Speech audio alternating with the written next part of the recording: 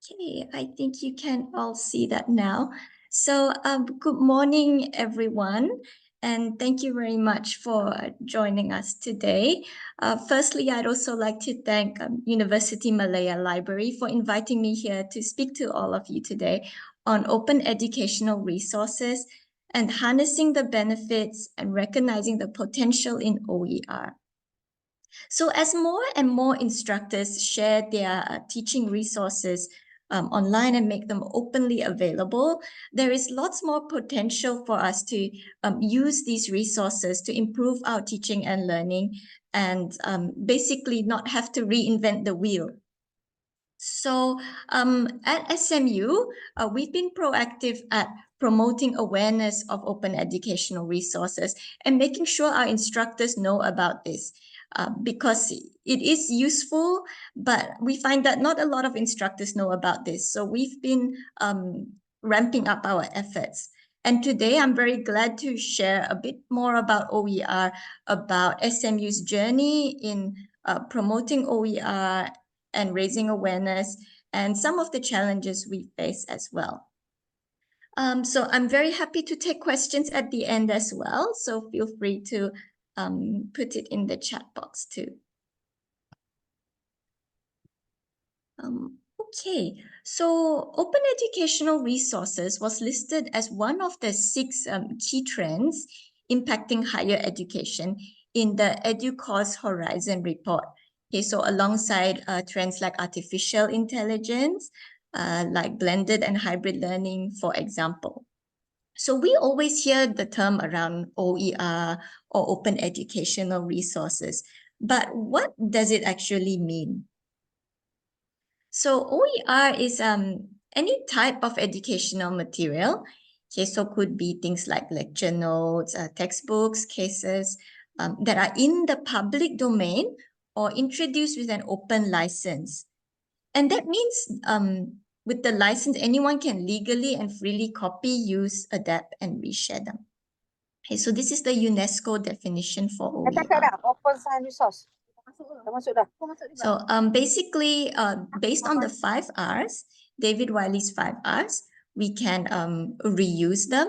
Okay, so basically you can print them, keep them, you can retain and redistribute.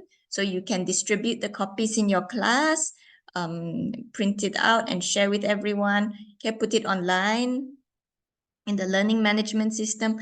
You can also revise. Okay, so basically in terms of, changing the examples in the content. Okay, so maybe the content have some American examples, but you want to change it to local examples. Okay, in the case study, you can do that. You can translate it. Okay, or you can remix the content as well. So you can join, for example, 2 textbooks or a few readings together to make one book, for example. Okay, so as you can see, lots of potential there. All right, very different from open access. Okay, so there is a fine line between what is OER and what is open access. Sometimes we might use the term interchangeably, but there is a difference there. Basically, OER, you can make changes. Depending on the Creative Commons license, you can make changes. But with open access, sometimes these are just, openly available articles. Okay. All right, so Creative Commons licensing. Okay, so sometimes you see these badges on the resources with the CC logo on it. So this is what OER is basically based on. All right, and it's kind of like a spectrum. You see there's most freedom on top, ranked below all the way to the least freedom to make changes at the bottom. Okay, so generally on top, the most freedom we have the BY, which means the only restriction is you have to credit the author. Okay, the share alike, which means you have to apply the same license, cannot take a work that's open and then make it copyright, for example. Some of them you can't make money for it, that you can't sell the book. okay, but you can use it for educational purposes. But generally quite flexible. And the ones at the bottom, strictly speaking, is not OER because the ND, the equal sign, they're saying it's non-derivative. So you can, the work is free for you, but you are not allowed to edit or make changes. Okay, so that is probably what we would more commonly call open access. But at SMU, we are not so strict on defining the two, because to us, even if it's open access, we can't make changes. It's not allowing modification. We still think it's useful for the students, useful for the instructors to be able to access it for teaching and learning as readings, because it's still openly available. Right. So as I mentioned earlier, OER is more than just open textbooks. Okay, it includes everything from lesson plans and syllabus, course readings, quizzes, videos, games, entire courses. Okay, but I mean also textbooks. So it's a wide variety of digital learning objects, okay, including textbooks. And here there is a pyramid which shows the different ways in which you can adopt OER in your courses, for example. Okay, so you could just adopt one small quiz or one chapter reading. Okay, this is if, you know, perhaps the instructor doesn't have much time, okay, in terms of, you know, substituting all their teaching resources for OER. Okay, so still useful to add 1 or 2 chapter readings. We could adopt a textbook, okay, as in replace your paid textbook with a free open textbook, okay, where students can just download online for free. All right, so that is a bit lower on the pyramid because requires more effort in terms of, you know, reviewing the textbook and that. And modify or remix. Okay, so you can change the examples as I mentioned earlier. And a lot of this OER is from the US or in America. And basically a lot of the examples are very American based. Some of the terminology they use is also very American based. So for example, when in the economics textbook, they're talking about fuel, or they call it gas sometimes for the car, but you know, we might call it petrol, for example. So this OER allows you to change that, but again, takes more effort to change. And right at the bottom of the pyramid is creating OER. Okay, so we have some faculty that create their OER as well. Okay, so that requires a lot more effort, but if they are creating it anyway, for example, if they're making a video anyway, or, you know, just some kind of online interactive object, then they might as well share it for everyone if they wanted to. Okay, so these are the different ways in which OER can be reused and readopted in our courses. Okay, so yeah, very flexible, and that is what we want our instructors to know. Okay, but why OER? Why some other reasons to use OER? Okay, so one of the origins is basically the rising costs of textbooks. Okay, we all know textbooks are very expensive and students are not necessarily buying them at universities. And so we talk about the textbook problem. Okay, and now I cite quite a famous survey, one of the most famous surveys in OER, because they surveyed 21,000 students in Florida. Okay, so it's a very big survey. And they found that due to high textbook costs, you know, 64.2% of students, they don't purchase the book, for example. Just under half of students will take fewer courses because they cannot buy the book, or they don't register for courses. And some believe that their poor grade is because they don't have the textbook. Or yeah, they drop a course because they don't have the textbook. And that is really a problem for learning. Okay, it definitely affects learning. There's certain consequences there. And so it is a legitimate issue here. Okay, and at the library, when we speak to students, most of them don't buy their textbook as well. Okay, they depend on the library to purchase the textbook and make it available for them. All right. So in a nutshell, basically, OER in terms of cost can help to promote equitable access to resources.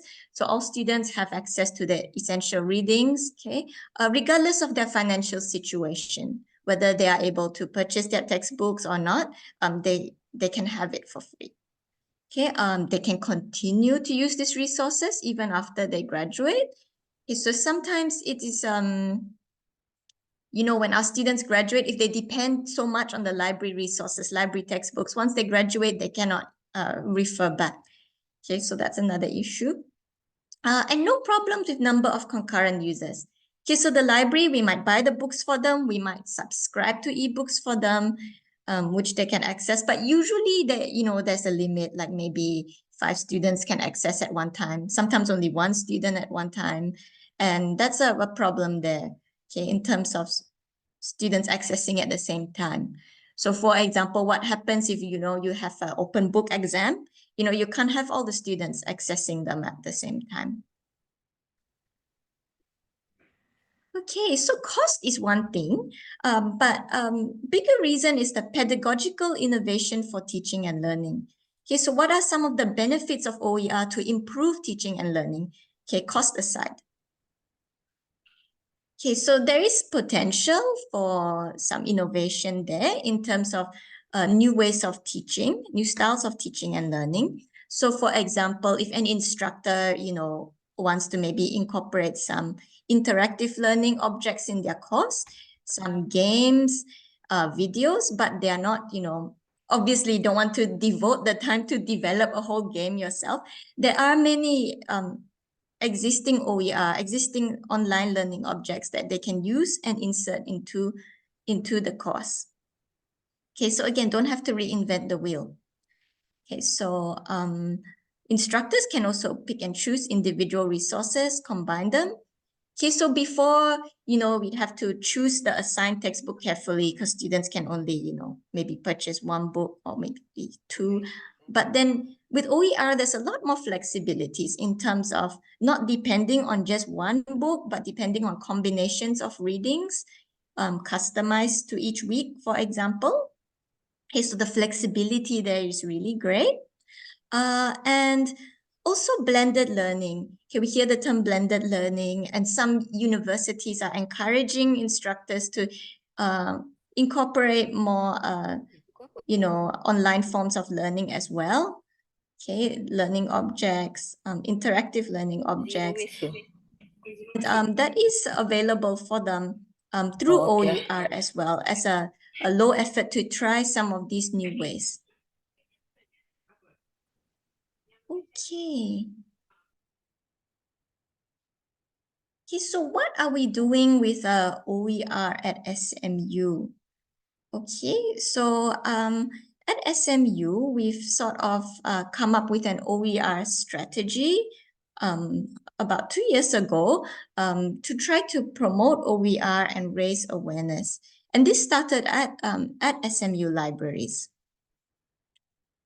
Okay, so that is a picture of our reserves section over there where we put the high demand textbooks. All right. Okay, so our OER strategy at SMU Library centers around 4 sort of key initiatives. I won't go into too much detail about each one, but I will share some examples of how we've tried to implement them. So the first one is rebranding OER. Okay, so basically, we've been using the word OER a lot, but we find that, sometimes the faculty and the instructors don't really understand what it is. So we try to use more friendly language, like we call it open resources or openly available teaching resources. And basically, we were not calling it OER so much in terms of our publicity, our website, our emailers, for example. Okay, so that was the first thing. The next step was to enhance the discoverability of quality OER. Okay, so we emphasize quality here in terms of because there's a lot of OER out there, and instructors have asked about identifying the quality ones.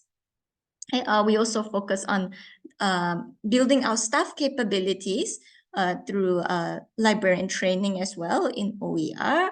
And lastly, in forming local partnerships within SMU, but also outside SMU in the region as well.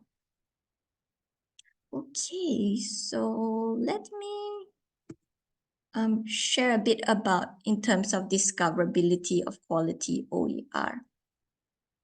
Okay, so one of the concerns our instructors raised is how to find the quality OER. Okay, so we started with our collections librarian helping to make our OER discoverable in the library search by creating open collections in the Primo library search itself. Okay, so here you can see we've gotten the records for Open Textbook Library and some other reputable university press, OpenStax, CUP, okay, BC Campus. So we put it all here for them so they feel like it's more quality accessing through the library website. And it is. But just to let you know also, everything that we've curated here is not all strictly open educational resources. The Open Textbook Library and OpenStax we can edit, but some of these are open access only. So free to use, but not free to edit. But as I mentioned earlier, it's useful for the students because it's still openly available. Here we subscribe to the Cloud Source OA open access database as well, which contains some OER, okay, and some teaching material. And the idea is for instructors to be able to easily search this material, teaching material in this database itself. Okay, and again, because it's coming from a database, it's already pre-curated. So the idea there is to emphasize the quality resources that are there. Okay, but of course, much of the OER is actually outside of what we have in our library search. And so we created an OER research guide to guide our instructors in searching for OER, okay, depending on what they're looking for. Okay, so there's a lot of open textbooks, so it's divided by open textbook collections versus other kinds of course content and learning materials. Okay, so other types of digital learning objects they can find from other websites. And this research guide has been useful not just for instructors, but for our own librarians as well, in terms of the liaison librarians or our research librarians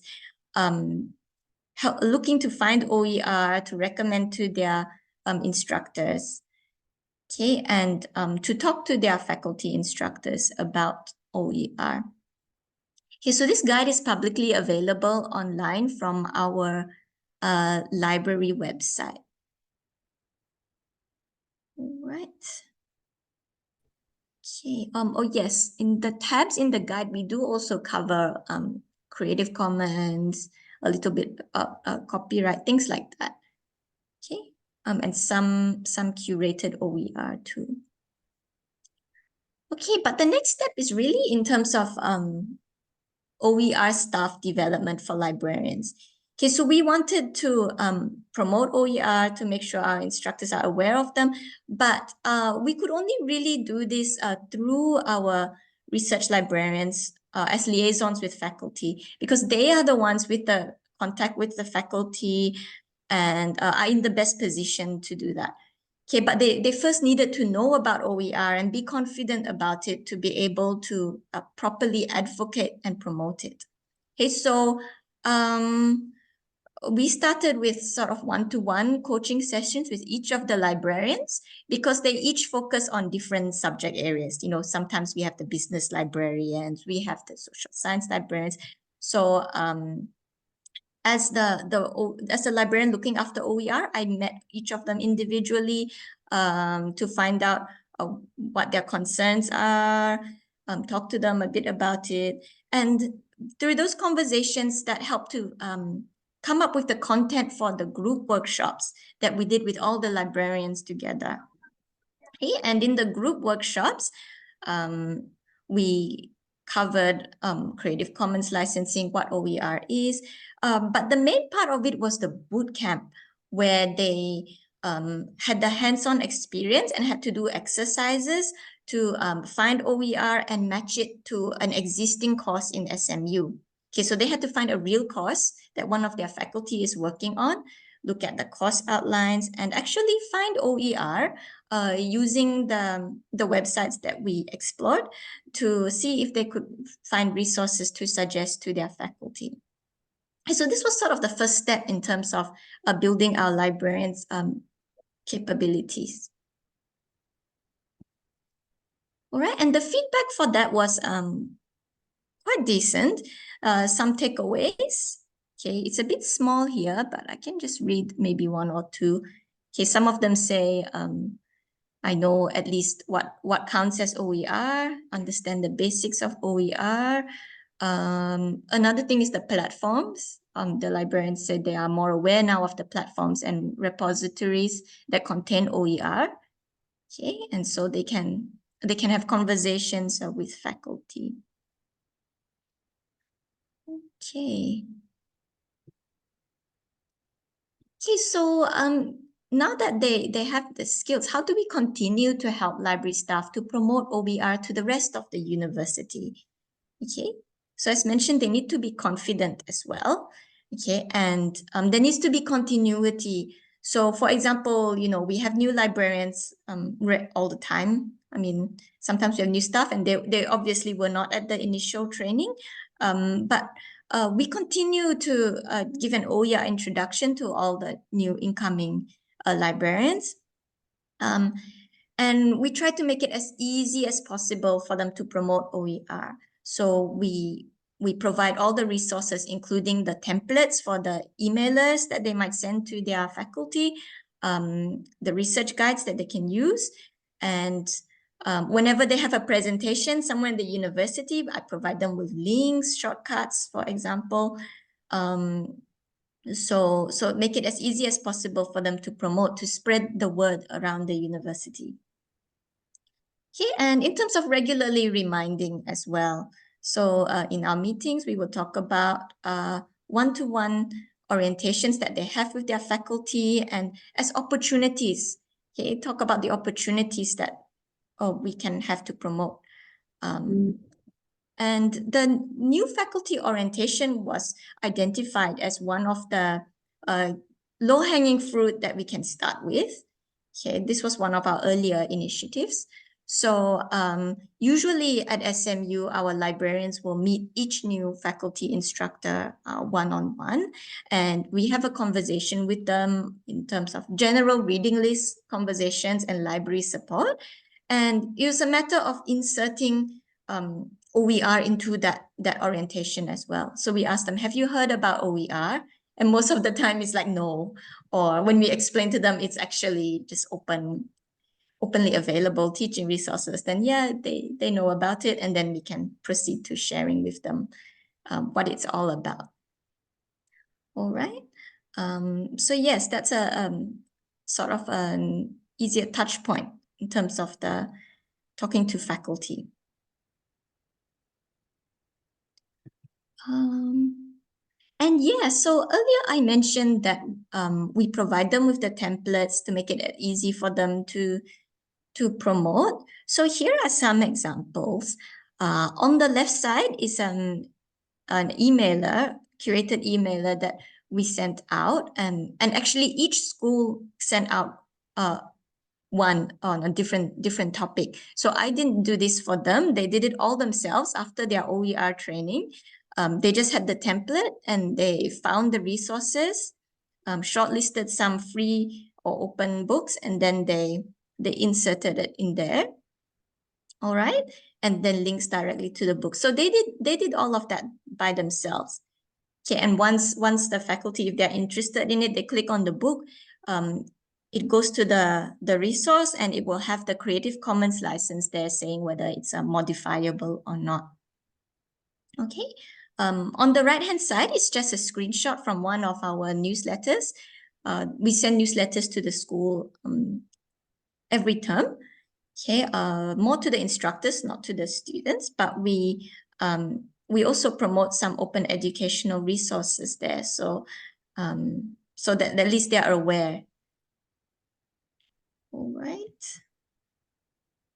But we've tried these emailers quite a few times, but we are not sure as well whether you know, are they reading them? Are the instructors reading them? You know, and are they passing the news on to their students? Because, you know, students also can make use of this for their own learning. Okay, particularly the ones with, you know, exercises, learning the new software, learning new tools. These are very useful for students as well. But, you know, it depends as well if the faculty are passing these on to students and letting them know that these learning resources are available for them. Okay. Yeah, so as I mentioned, the emailers is one way, but really there's only so much the library can do by ourselves. And really we find it more effective in terms of having collaborations and joint initiatives with other SMU departments as well. Okay, so can't just be a library initiative alone, but we need other partners. Okay, so here I have some key campus stakeholders that we work with very closely. The Center for Teaching Excellence is one. Okay, so that's our teaching and learning center. And I put it in bold here because they are really, really our key partner in this. We work closely together in terms of OER. Okay, so a very important partner. And I will go in more detail in the next few slides how we've been working together. Okay. But we also work with the SMU Executive Development. Okay, so this is kind of like those professional development short courses. All right, so those students that enroll in their courses, they're not really, I mean, they're only there for short term, you know, maybe their course is only like 3 weeks, you know, they're professionals, working professionals. And they don't have SMU email address, so they don't have access to our library e-resources. So we've identified that as a target population that could really make use of OER in their teaching and learning as well. Okay, because otherwise, if they don't access to library resources, even if we buy the textbook that they're using in this short course, it's also no use for them. Okay, so we reached out to the executive development team. We shared with them some of our open resources and our cloud source OA database. They gave us feedback on what features of the database might be useful. So we passed the feedback on to the cloud source OA vendor. And the vendor has worked with us in helping us sort of tailor the collections in the database to be more relevant to what our SMU XD instructors want. Okay, so they were good to talk to in terms of getting feedback for how our open resources can help their executive development courses. Okay, so this is still ongoing. We're still in conversations with them. But another group that we've been working with is the Office of Alumni Relations. Okay, so again, alumni that have graduated from the university, they no longer have access to the bulk of our library e-resources. Okay, so they cannot. And basically, we've again identified them as another group that could benefit from OER. Okay, so many groups of students that are not really students anymore at the university, but still part of our SMU community. Okay, so the Office of Alumni Relations, they have their own portal, their own website for alumni. And we work with them to curate resources, curate open resources to put up in their alumni portal. Okay, so the alumni can see what's available, click there on some of the shortlisted resources. And it's kind of a two-way thing. So we help with putting that in the portal, and also it promotes OER to them as well. Okay, so those are two departments that we work with. And IITS, our IT department, not so much involvement there, but we do talk to them in terms of putting announcements in eLearn, and as well as linking their e-learn, the desire to learn portal to the open access databases like Merlot. Okay, so some conversations there. But our main partner is really, as I mentioned, the Center for Teaching Excellence.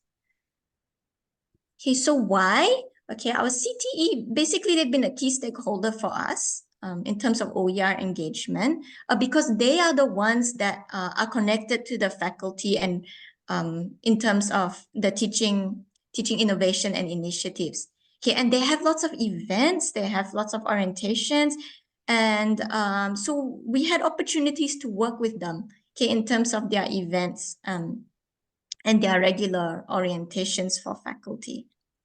Okay, so for example, they have the faculty teaching forum for new faculty where they learn about the SMU way of teaching. They do a micro teaching segment, and the library has a chance to go in there for a slot and talk to them about our resources, our teaching material, and then we also can talk about OER. Okay, we've talked about OER and as another kind of resource that's available to them. Okay, so that's also reaching out to a bunch of new faculty. Of course, they also have teaching handbooks, which we take the opportunity to put a blurb about OER there. And they have their ASEAN University Network webinars, which I believe University Malaya is also a member of. Okay, so we have a chance there sometimes to talk about OER and other events as well.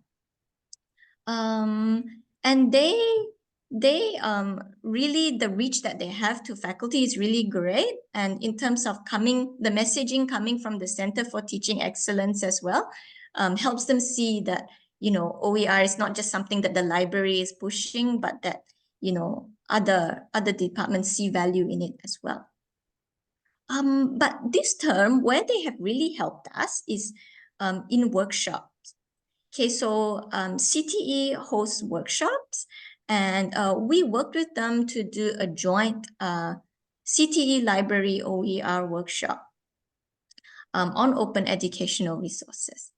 But you can see here, I didn't really use the term OER much in the title. Use open resources to grab their attention. All right.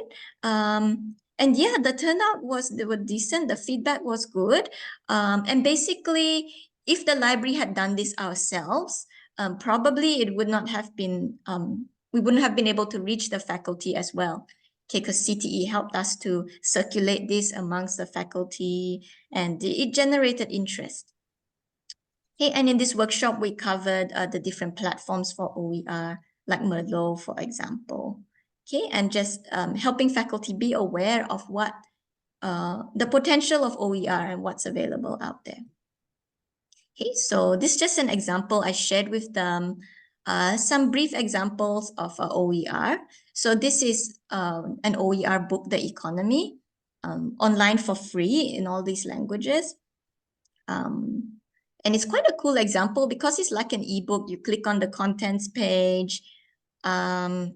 Yeah, and it's linked. Okay, so that's the thing. It's not just PDF. Sometimes we think of OER, you just download the PDF, but it's actually quite interactive as well. So some of these graphs, as you click on the curves, you know, they animate and they show you the curve. So so at these faculty events, we can show them some examples, live examples of this OER in the live demo. So they actually know once they see for themselves that this is pretty good. Okay. So our Center for Teaching Excellence has also worked with the ASEAN University Network in terms of their technology enhanced personalized learning thematic network, and they have a project on sharing and amplifying the use of digital learning resources with AUN. Okay, and from there they signed the MOU with AUN. With Merlot, okay, which is one of the OER platforms. And yeah, to share resources around the network. And it's mostly driven by CTE, but the library was brought on board initially in terms of identifying which which platform would be the best for us in ASEAN to share our resources. Would it be Malo, or should the AUN, start their own platform? Because the library has expertise in resources, and so we had some conversations. We worked together to share information. Okay, and yeah, so the Malo platform does have a lot of OER there, and that hosts the AUN collection as well, which I believe University Malaya might have some resources on there, okay, being part of the AUN TEPL. So you can see, you can filter by case study, assignment type, assignment tool, assessment tool, animations, and all that. But what I want to highlight is the AUN TEPL. By searching the AUN TEPL, all the ASEAN sort of resources come out. Okay, you can see the first one there is our accounting online resource. Okay, so that's openly available on Malo for instructors to use if anyone wants to use. And there's many more, actually. This is just a short screenshot from other universities. Because sometimes in terms of searching for OER, again, a lot of it is US-based examples, or American, or from Western countries, Canada. But in terms of really building a collection of Asian materials, that is important as well. And so CTE has this collection here with AUN. All right. But yeah, even though it's really great, there's all these textbooks in Malo, all these other digital learning resources in Malo, there are challenges in adoption. Okay, so not all rosy. So some of these we have encountered is instructors' willingness to update course resources.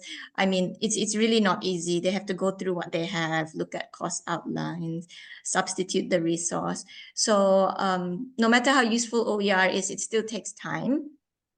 Okay, sometimes there's a stigma surrounding OER as well, as being lower quality.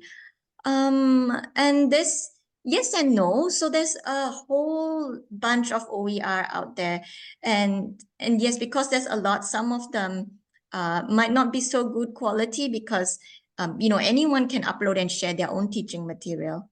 Okay, if I put a lecture up there now, I can upload it in Malo and, it's up there for everyone. But the important thing is letting faculty know that there's also a very big amount of very good quality OER out there, those by university presses, those being used in universities and vetted by universities already.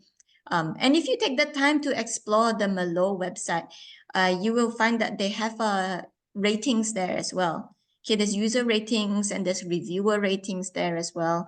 So these platforms are coming up with ways to sort of address the issue of quality and, helping to identify the higher quality OER.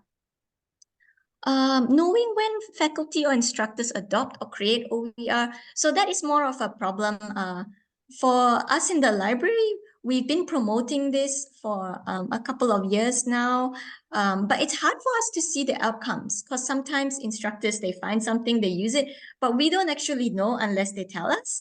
So it's not easy for us to quantify our efforts and whether our efforts in promoting and sharing the potential of OER was effective, right?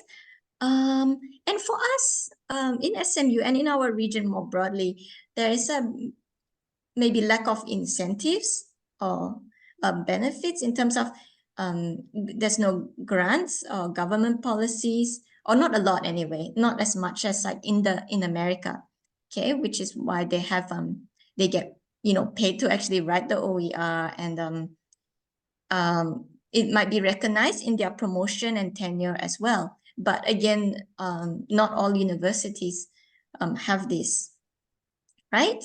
And sometimes if we want our own instructors to create OER, they may not want to, put in all the effort to write a textbook and not have any incentive out of it. Okay, monetary incentive anyway. Okay, so these are some of the challenges here.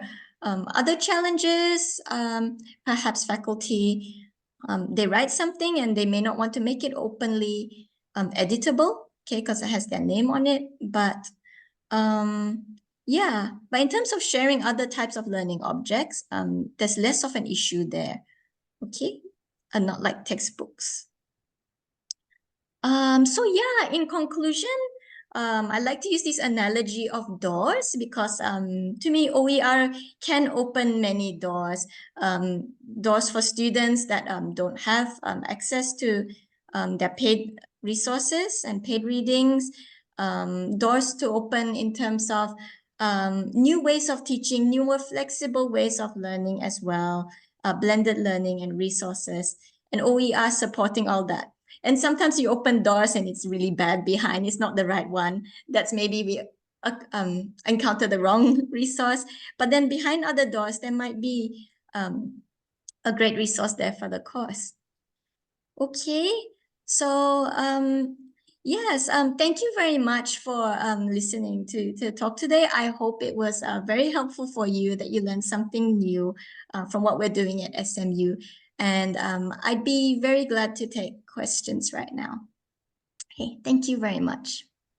Thank you, Miss Melody, for the wonderful presentation. So now I will open the session to Q&A. If you have any question, you can write on the chat box, or you may unmute your mic to communicate with Miss Melody. Any questions? Hi, good morning, Miss Melody and Miss Siti Nur Fatiha. Hi. Hi, my name is Diana. I'm currently a PhD candidate at University of Malaya.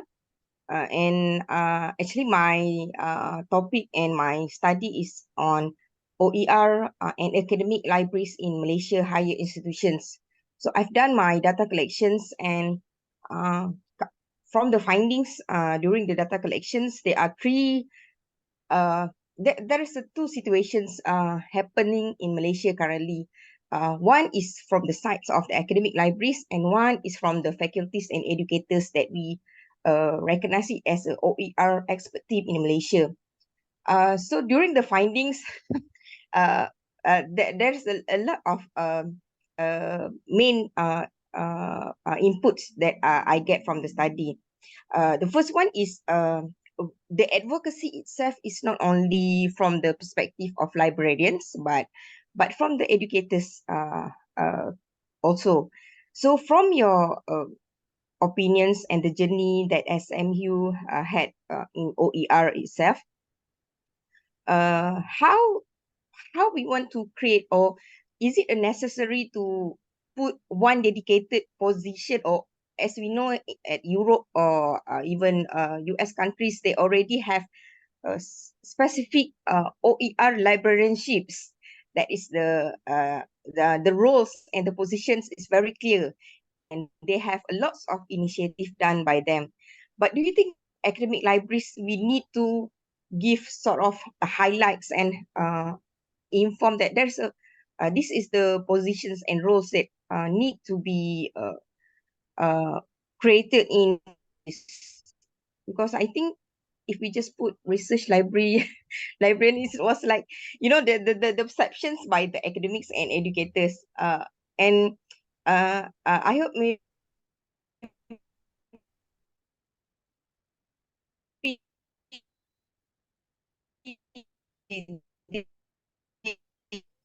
the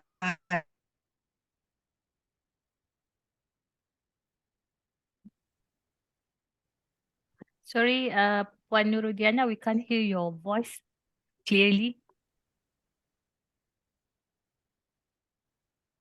Oh yeah, we didn't catch just the ending of that question. Yeah, the last one. Just the last part. okay. Do you think academic libraries to put one expert or positions and roles and created the roles like OER librarianships positions in the academic libraries? Okay, I can hear that now. Thank you so much, Diana. I'm very interested to hear about your PhD research, and I think it will be very useful. So thank you for sharing about that. And yeah, you are totally right that that some of these positions, that dedicated OER position might be helpful. I think recently, a few years ago, there was the report produced by the SPARC, the coalition, and it does show the proportion of libraries in America. I can't remember the exact percentage, but quite a bit has a dedicated OER position, which is what you are referring to. And I think for us it would be great if we had that position. But in terms of justifying to senior management, I think, yeah, it would be a bit tough if we can have that titling in the position as well, because that, as you said, legitimizes it as, you know, an area that that we should pursue. So yeah, I think that would help if we could have it, but again, it depends on whether senior management would be open to that. But again, those reports and those research that's coming out from America, if we could justify, you know, that these leading libraries are doing it. These leading libraries have OER positions, you know, maybe it's time we have one as well. So yeah, does that answer your question sort of? Yeah, because it's very interesting, because during the because I'm also an academic librarian, so Sorry, madam. my Diana data collections, there's a lot of positive and negative. Okay, dengar tak? Clear tak? No, Is it okay? not clear. Okay, maybe my network's problem kot. Yeah, I think so. Yeah. It's okay. Miss Maulidi, I think it's a very good initiative and strategy by SMU, and hope the findings from my research will also give beneficials to all of us. Thank you. Thank you. Okay. Yeah, definitely. I'll be glad if you could share your research once you're finished. Thank you. Yeah, sure. Thank you, Madam Diana. There is another one question from the chat box. Hi, Melody. Thanks for your sharing. This is from Mr. Ikwan Ismail. I want to ask question related to OER, which is in the media form such as recording in online class and YouTube. Are they could be considered as OER too? So it depends on the license that is attached to it. So those that are on YouTube, okay, YouTube is generally, it's free. We can all click. So it is in some way free, but cannot possibly be if we're talking about strictly, it's not strictly defined as OER, because the license may not be there. So the Creative Commons license, if it's not labeled, then it's not OER. And some stuff we find on YouTube, you know, some of the lectures there, maybe it's hosted somewhere else in the Malo, so that might be OER. But you know, in YouTube, there's all sorts of things on there, even like pirated movies and stuff. And so yeah, in terms of YouTube itself, we have to be a bit more careful as to where the original source came from, who uploaded it. You know, just because the movie is up there on YouTube doesn't mean it's open. But yeah, our students could still use it if you find a useful lecture on YouTube, but no Creative Commons license label. So you don't know if it's OER, but it's free. Yeah, your students could link to it.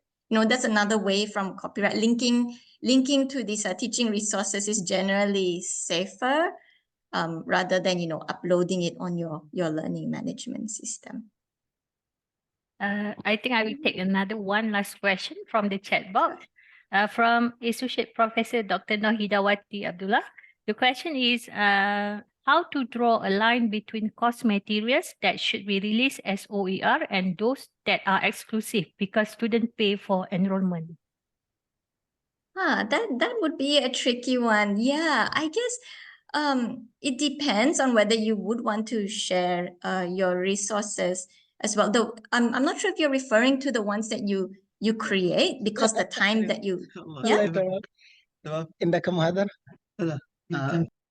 the that you create as an instructor, because it took your time and effort to make that, and whether you want to put it online for the world to access. Well, it depends. Like sometimes at SMU, it's because, you know, we want to get the university name out there. We want to promote our university as well. So we label it, we put the SMU badge on it, for example. But again, it's, I suppose, a personal choice, and students, they pay for fees, but so do these students at those other universities like MIT. MIT, for example, a lot of their course outlines and the course material is available online for free. But I guess the value also comes in the instructor guiding the student, right? Rather than just reading the material online. So yeah, I suppose I get where you're coming from. But again, I guess it's weighing the pros and cons of that and what your university prefers to do as well. Yeah, I hope that answers your question a bit.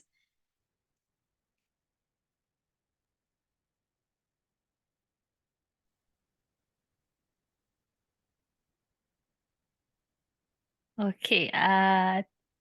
Yes. Thank you, Melody. Well, ladies and gentlemen, that wraps up our webinar today. On behalf of the organizer, we would like to thank Miss Melody Chin for making time in her busy schedule to join us here this morning.